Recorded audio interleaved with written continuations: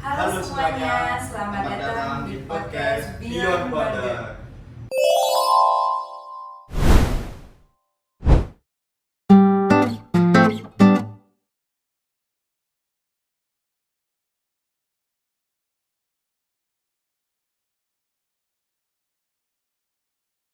Nah, di episode ini kita akan bahas topik penting nih dan cukup sensitif mengenai pendetensian. Migrasi di Singapura, bagaimana aturan dan pengelolaannya dan bagaimana sistem detensi di sana dibandingkan dengan Indonesia. Wah, topik kali ini menarik juga ya, karena yang akan kita bahas itu adalah negara tetangga kita nih. Maka dari itu kita mengundang ada 3 tamu buat ngejawab semua pertanyaan kita. Yang pertama itu ada Bang Rio, yang merupakan analis pertama dari keimigrasian. Halo Bang. Halo. Selanjutnya ada Rangga dan Rafif akan menjelaskan mengenai pendetensian di negara Singapura. Halo. Halo. Nah, sekarang ayo nih kita mulai buat berbincang-bincang. Mas Rangga, kalau di Singapura itu deteni dikumpulin di tempat apa sih? Apa sama kayak negara kita yang ditahan di Rudeni? Nah, jadi untuk deteni di Singapura itu tempat penahanannya itu bernama Immigration Depot atau Depot Imigrasi. Jadi menurut undang-undang di negara Singapura tahun 1959 ayat 2 pasal 2, Immigration Depot itu adalah tempat di mana para tahanan ini ditetapkan oleh controller untuk pemeriksaan, inspeksi atau penahanan orang kayak gitu. Wah, menarik banget ya, karena Mas Rangga tadi ada bilang di mana saja yang bisa ditetapin sama controller. Tapi ada nggak sih kayak tempat fisiknya, maksudnya kayak emang tempat itu tuh difungsikan untuk penahanan deteni yang ada di sana? Coba dari Raffi. Nah, walau undang-undang ini mengatakan tempat manapun itu bukannya tidak ada bangunan permanen yang difungsikan untuk para deteni di sana. Nah, kalimat ini itu lebih merujuk pada tempat yang ada di ACA atau bisa dibilang Immigration and Checkpoint Authority. Itu sama kayak yang ada di Indonesia, pokoknya tempat WNA buat masuk ke negara Singapura. Biasanya Depot Immigration yang dimaksud pada pasal 2 ayat 1 yang merujuk pada tempat sementara di TPI sana kayak bandara dan pelabuhan untuk penahanan WNA yang perlu ditindaklanjuti lebih jauh. Oh, jadi fungsinya kayak ruang officer yang ada di TPI itu ya? Bener banget tuh. Terus kalau fasilitas permanen yang fungsinya buat nama deteni itu apa ya? Nah, jadi kalau fasilitas utama yang ada di pendetensian Singapura itu yang ada di Immigration Depot itu kan di bawah kendali ICA, Immigration and Checkpoints Authority. Nah, tempat ini tuh berfungsi buat para pelanggar itu yang dibawa, nanti kalau misalkan mereka ada pelanggaran itu mereka akan ditangkap dan diamankan untuk menjalani proses administrasi sebelum mereka akan dilakukan deportasi.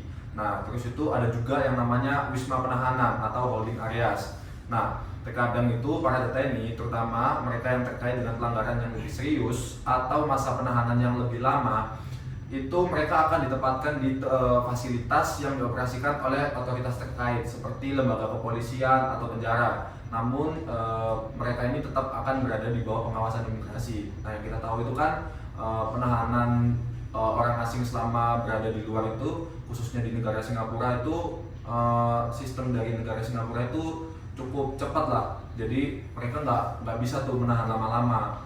Kalau misalkan udah teridentifikasi masalah, pasti mereka akan dilakukan proses secepat mungkin untuk dilakukan deportasi. Tapi kalau misalkan ada tindak pidana selain tindakan administratif tersebut, nah mereka akan ditahan di holding areas ini. Terus dari tadi nih saya kayaknya dengar kalau controller nih punya kuasa penuh banget. Itu tuh kayak suatu jabatan di imigrasi sana atau gimana ya? Atau kalau disandingin sama jabatan yang ada di imigrasi kita, controller ini setara sama apa sih? Untuk controller ini suatu jabatan yaitu kepala otoritas eksekutif yang ditunjuk oleh menteri, memiliki kekuasaan diskresioner, menetapkan Immigration Depot, memberikan arahan kepada petugas, serta memiliki wewenang penuh atas penegakan hukum, penangkapan, detensi, dan pemindahan. Ia adalah penanggung jawab operasional tertinggi. Jabatan ini setara dengan Direktur Jenderal Imigrasi yang ada di Indonesia. Jadi jabatan ini tuh emang benar jadi controller. Ya sampai tempat depot juga bisa ditunjuk selama tempat itu memang proper untuk pendetensian ya. Ya benar, kurang lebih kayak gitulah kira-kira. Kalau misalkan lama masa tahanan deteni di sana tuh kira-kira berapa sih, atau emang benar-benar kayak kurang dari 7 hari tuh emang harus keluar dari sana tuh gimana tuh? Ya kalau di Singapura ini masa detensinya mereka tuh dipercepat malah. Kayak kalau bisa 2 kali 24 jam. Udah bisa proses deport maksimal cuma sampai 7 hari. Wah beda banget ya sama Indonesia. Gimana tanggapan Bang Rio? Ya benar, kalau di Indonesia maksimal deteni ditahan tuh bisa sampai 10 tahun, dan kalau sampai lebih dari 10 tahun deteni ini nih dibolehin keluar dari Rudenim tapi dengan syarat tertentu gitu. Wah, kalau misalkan lebih dari 10 tahun malah boleh keluar dari Rudenim gitu. Tuh kira-kira gimana tuh Bang, bisa jelasin nggak? Kayak alurnya. Oh, jadi tuh kalau di kita WNA yang dikenakan THK di Indonesia itu banyak banget ragamnya. Ada yang karena berbuat hal yang berbahaya atau mengganggu keamanan, tidak mematuhi peraturan, berada di Indonesia tanpa dokumen resmi, atau bisa karena overstay. Nah, biasanya Kanim itu kan punya ruang yang namanya itu wasdakip, pengawasan dan penindakan. Nah, tim dari wasdak ini biasanya suka muter tuh ngelakuin pengawasan. Kalau ketemu WNA dengan kategori yang bisa kena THK, mereka bakal buat surat pemanggilan, terus WNA ini bakal diproses gitu, dikanim dulu, ditahan dulu di kanim itu. Nah, kalau memang dia terbukti dia membuat pelanggaran, baru deh tuh bisa kita alihin ke Rudenim. Terus untuk catering yang dikirim ke Rudenim itu perlu apa aja ya Bang? Biasanya dari kepala kantor imigrasi tersebut bakal buat surat keputusan THK. Di situ tuh ada 5 rangkap yang ditujukan untuk WNA yang YBS itu, yang bersangkutan itu, lalu keluarga WNA ataupun perwakilan negaranya, lalu untuk Direktorat Jenderal Imigrasi, lalu untuk Kepala Divisi Keimigrasian, dan baru terakhir untuk buat kita arsip. Terus baru deh dari Dirjen itu bikin surat keputusan dan BAP serah terima. Tarif juga sama, bikin juga kayak gitu. Lalu balik lagi ke kita, balik lagi ke Kanimnya, buat surat keputusan tindakan THK dan juga BAP serah terima yang isinya berita acara pemeriksaan dan berita acara pendapat. Lalu dokumen perjalanan buat WNA yang YBS tersebut, yang bersangkutan tersebut, sama barang-barang yang milik WNA yang detensi itu bakal kita pegang semuanya. Lumayan panjang juga ya Iya, Bang alurnya. lumayan panjang. Emang ribet banget berarti. Terus kalau misalkan udah kayak segala macam alur yang panjang itu, habis itu mereka bisa langsung masuk ke Rudenim atau harus ada alur lagi nih di Rudenim itu? Sebenarnya nggak bisa langsung sih, nggak bisa langsung masuk ke Rudenim. Nah, nanti dari Karudenim itu harus buat surat perintah pendetensian dulu dan berita acara pendetensian yang isinya itu ada identitas deteni, kondisi kesehatan deteni, barang-barang milik deteni, dokumen perjalanannya, lalu instansi pengirim detensi itu, terus ada alamat keluarga atau sponsor atau menjamin dari deteni tersebut. Oke, balik lagi ke Rafif dan Rangga. Tadi kan Bang Rio ada nih nyinggung tindakan apa aja yang bikin WA bisa kena detensi. Kalau di Singapura sendiri ada nggak sih tindakan tertentu yang bikin WNA masuk ke depot? Oh ya pasti ada dong ya. Yang pertama itu WNA yang akan dimasukkan ke immigration depot itu tentu pasti imigran gelap ya. WNA yang tanpa keterangan atau yang mungkin izin tinggal tidak jelas seperti itu. Terus ada juga WNA yang ternyata itu mereka memiliki penyakit mental ataupun penyakit keras yang bisa juga dimasukkan ke dalam depot. Lalu ada juga WNA yang tidak bisa menafkahi dirinya saat berada di Singapura. Dan juga WNA yang memang terlibat kegiatan kriminal selama berada di Singapura seperti ada kegiatan prostitusi, narkotika ataupun terorisme, karena memang di imigrasi Singapura itu pengawasannya itu bakal sangat-sangat ketat banget. Maka dari itu gak gampang apabila kita tuh kayak mau mencoba untuk menerobos masuk ke negara Singapura tanpa tujuan yang pasti sih. Gitu. Berarti intinya yang sekiranya tuh WNA yang merugiin lah ya, merugiin tuh pasti bakal langsung di ini sama CIA yang ada di sana juga ya. Terus kalau misalkan emang WNA itu masuk ke depot, kira-kira ada nggak sih fasilitas-fasilitas yang emang udah disediain dari pihak Singapuranya itu buat para WNA yang udah didetensi gitu? Ya untuk buat fasilitas sendiri itu, walaupun fasilitasnya fisik diatur dalam wilayah regulasi yang lebih rendah, secara umum imigrasi depot itu berfungsi sebagai fasilitas penahanan sementara sebelum pemulangan. Fokus utamanya itu buat ketertiban, keamanan, dan pemenuhan kebutuhan dasar makanan seperti tempat tidur, dan intinya untuk HAM dasar mereka itu dijamin. Dan juga karena penahanan mereka juga tergolong singkat, di mana semua DTNI itu ditahan di bawah selama 7 hari kurang lebih. Itu juga maksudnya biar meminimalisir adanya pelanggaran HAM untuk para DTNI. Wah, DTNI seperti itu cepat ya. Sebelumnya tuh ada gak sih maksimal lebih dari 7 hari untuk penahanannya sendiri? Itu pasti ada. Khususnya itu yang DTNI itu memang terindikasi memiliki kasus kriminalitas. Itu pasti harus melalui pengadilan di Singapura dulu. Nah, untuk mekanisme penahanannya itu pasti bakal ada perintah tertulis dari Menteri Singapura yang berisi kalau DTNI ini akan mengalami perpanjangan masa penahanan. Bagus juga ya ternyata alur dari detensi di Singapura. Maksudnya kayak cepet banget gitu, nggak kayak di Indonesia yang sampai maksimal itu 10 tahun, dan ya itu bisa jadi ngambil anggaran kita nggak sih kalau misalkan kayak sponsornya atau dari pihak keluarga nggak mau yang kayak ngasih uang ke para deteninya itu. Terus mau nanya nih Mas Rangga, kalau Bang Rio, kalau misalkan di Rudenim kita ini kan sampai 10 tahun ya, dan itu tuh nggak kayak membuka peluang bagi para WNA yang katakanlah tergolongnya miskin, jadi kayak mereka tuh nyaman gitu di Rudenim kita, sampai mereka tuh malah kayak mundur-mundur waktu nggak mau pulang ke negaranya. Itu dari pihak Rudenim tuh ada nggak sih cara biar kayak mereka tuh bisa cepet keluar buat di deport gitu?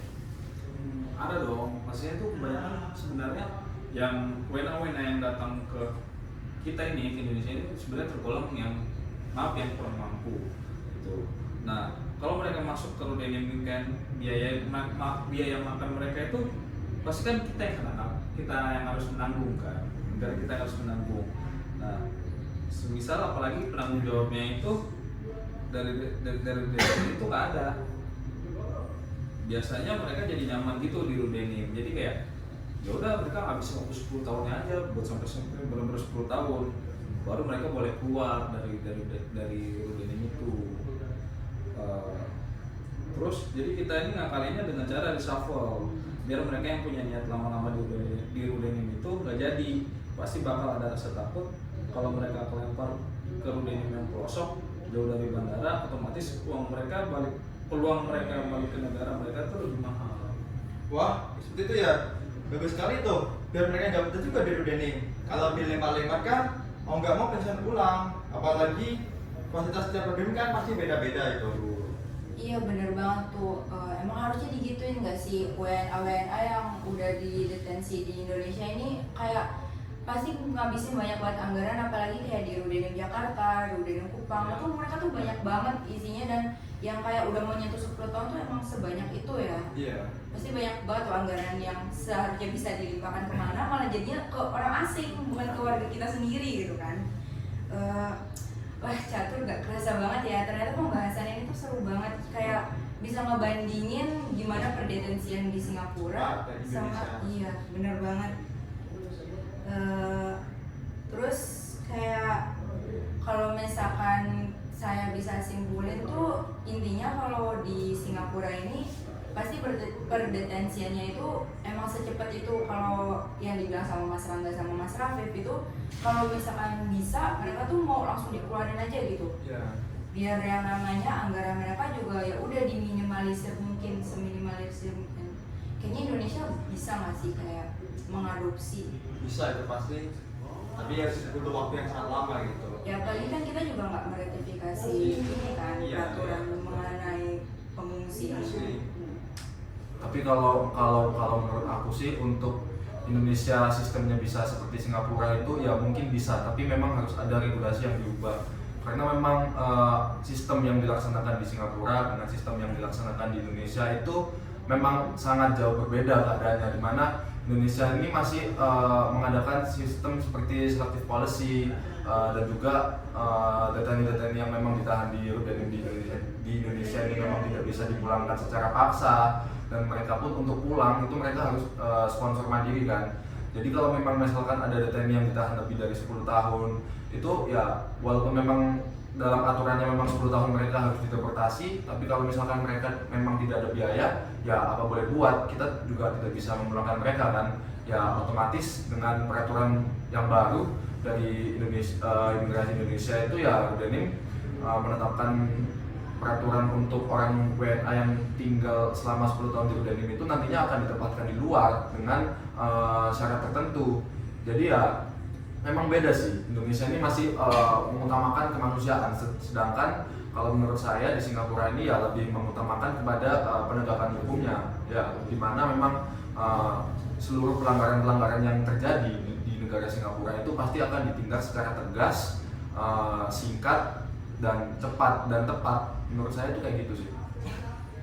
Kayak emang budaya kita juga nggak sih? Iya, benar banget. Kayak susah banget yang masalah di Rohingya Aceh aja itu kita sampai Ya, pihak imigrasi ya, juga diserang ya. juga kan, dibilangnya kayak nggak punya kemanusiaan dan Ya. sebagainya, tapi saat pihak dari Rohingya itu malah membuat dampak negatif, Ya. malah kita lagi yang Benar salah. banget. Padahal ya kalau menurut saya imigrasi di Indonesia ini sudah ya berbuat baik sebagaimana mestinya lah. Mereka menerima seluruh pengungsi-pengungsi yang mungkin bersifat stateless atau mungkin mereka sedang dijajah di negara mereka sendiri. Indonesia ini masih mau menampung gitu kan. Sedangkan di Singapura mungkin ya mereka benar-benar menolak kalau misalkan memang ada pengungsi yang memang mereka ingin melarikan diri dan tujuannya ke negara Singapura. Singapura itu pasti akan menolak pengungsi-pengungsi seperti itu. Jadi ya memang dengan dasar kemanusiaan ini sih mungkin yang menjadi tolak ukur perbedaannya antara detensi di Indonesia dengan Singapura. Tapi kira-kira kalau menurut Mas Rafiq, Mas Rangga, sama Bang Dio, bisa nggak sih masyarakat kita ini kayak dibuka matanya, kayak dikasih lihat kayak negara yang lain, kayak negara tetangga kayak Malaysia, Singapura itu udah bagus banget loh yang namanya keimigrasiannya tuh, perdetensiannya, apalagi kan yang menampung WNA tuh ya nggak bludak kayak di kita ini. WNA juga banyak deteninya, apalagi community house, malah mereka di community house juga pada kerja dan lain sebagainya. Itu kan berarti menyalahgunakan banget kan? Ya, bisa sih, cuman memang harus pelan-pelan sih kalau menurut aku ya, karena udah jadi gimana ya, udah jadi culture Ya, baru gitu loh, benar. gitu loh di Indonesia jadinya. Yang harusnya ya kita harus ngadarin itu pelan-pelan lagi, dari awal lagi harus pelan-pelan lagi. Gak bisa kita mau langsung cepet gitu, biar masyarakat tuh tahu, paham gitu tentang Indonesia, imigrasi kita. Apalagi negara kita nih yang maaf banget kayak masyarakatnya gampang banget disetir. ya. Jadi kita kadang sebagai pihak imigrasi pun kadang bingung kan, kadang ada yang mendukung kita untuk tak menampung pengungsi-pengungsi itu, kadang ada yang juga menyerang kita karena ya ada yang bilang pengungsi ini tidak diperlakukan selayaknya manusia. Ya padahal ya memang kita sudah menjalankan apa yang sesuai dengan job desk kita. Ya kita menampung mereka, menerima mereka, menghidupkan mereka selayaknya manusia untuk Sediakan mereka. kan? Ya benar banget. Kita sudah beri makan, pangan, sandang dan sebagainya. Itu ya sudah kita usahakan. Tapi memang ya kembali lagi kayak pengelolaan dana dari imigrasi pun ya nggak serta-merta seluruhnya akan dialokasikan untuk pengungsi kan. Ya jadi memang harus ada penegakan hukum yang dilaksanakan secara tegas kalau menurut saya ya, untuk bagaimana caranya detensi di Indonesia ini bisa seperti di negara-negara ya, contohnya salah satunya di Singapura. Iya sih bener banget, saya setuju banget tuh waktu Mas Rangga bilang yang masalah pengungsi banyak di ini juga kayak pro dan kontranya banyak. Apalagi yang dapat ini baru banget yang kita lihat tuh rancangan dari presiden kita yang mau menampung 1.000 pengungsi itu kan juga banyak banget tuh pro kontranya yang sampai banyak banget yang bilang tuh kayak warga negara kita aja masih kocar kacir gitu. Kok masih mau ngurusin 1.000 orang dari luar negeri gitu. Berarti ya semoga aja emang imigrasi bisa lebih baik lagi. Terus warga negara kita juga bisa lebih kebuka lagi lah. Seru banget ya, seru banget, seru banget ya. Semangat ini. Gak kerasa diskusi kayak gini aja ya, emang bisa menambah insight dan juga ya kurang lebihnya kita bisa ngerti lah keadaan petani di Singapura itu seperti apa gitu. Buat jadi pembanding juga Ya, benar banget ya, itulah pembandingnya itu. Biar kita nggak yang jalan di tempat aja, bisa ikutan jalan-jalan maju gitu. Apalagi kan di ASEAN satu kesatuan gitu. Ya udah, jadi kayak makasih banget Bang Rio, makasih banget Mas Rangga, makasih banget Mas Rafif. Iya, kayak semua ilmu-ilmunya, komentar tuh perbincangan kita itu bener-bener membuka banget wawasan kita, dan semoga juga penonton yang ada di sana bisa kebuka juga wawasannya, nambah juga kayak ilmunya, kayak gimana sih kalau misalkan compare dari negara kita sama negara lain gitu. Saya dan juga Catur di sini akan undur diri. Mohon maaf jika ada salah kata. Kami akhiri. Dadah. Terima kasih. Terima kasih.